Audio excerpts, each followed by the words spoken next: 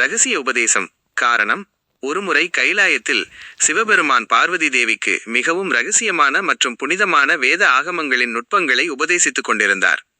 இது இறைவனுக்கும் இறைவிக்கும் இடையிலான மிக உயர்ந்த ஆன்மீக உரையாடல். இந்த உபதேசம் நடக்கும்போது வேறு யாரும் உள்ளே வராதபடி காவலுக்கு நிற்குமாறு நந்தி தேவருக்கு சிவபெருமான் கட்டளையிட்டிருந்தார். 2. பார்வதியின் கவனச்சிதறல்.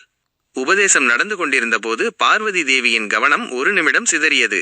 கடலை பார்த்தபடியோ அல்லது அங்கிருந்த இயற்கை அழகிலோ அவர் கவனம் சென்றதால் சிவபெருமான் சொன்ன ஒரு பகுதியை அவர் கேட்க தவறினார்.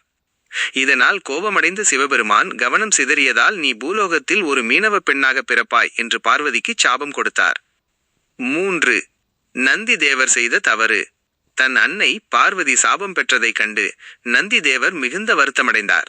சிவபெருமான் உபதேசம் செய்யும் போது வெளியாட்கள் யாரும் வராமல் தடுத்த நந்தி தேவர் அன்னையின் கவனத்தை சிதறடித்த அந்த சூழலை தடுக்கவில்லையே என்ற குற்ற உணர்வில் இருந்தார்.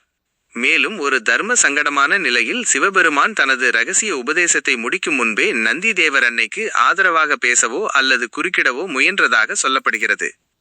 4. பார்வதி தேவியின் சாபம். சிவபெருமான் பார்வதிக்கு சாபம் கொடுத்த அந்த உணர்ச்சிகரமான நேரத்தில் நந்தி தேவர் தனது காவல் கடமையில் முழுமையாக இல்லாமல் அன்னையின் தண்டனையை குறைக்க முயன்றார் அல்லது சிவபெருமான் பேசுவதை முழுமையாக கவனிக்கவில்லை.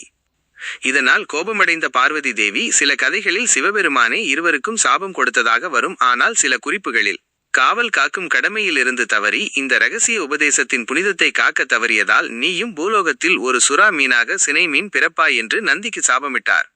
சாப விமோசனம். முடிவு: பார்வதி தேவி பூலோகத்தில் ஒரு மீனவ தலைவனின் மகளாக வளர்ந்தார். நந்தி தேவர் கடலில் ஒரு பெரிய சுறா மீனாக மாறி மீனவர்களுக்கு பல தொல்லைகளை கொடுத்து வந்தார்.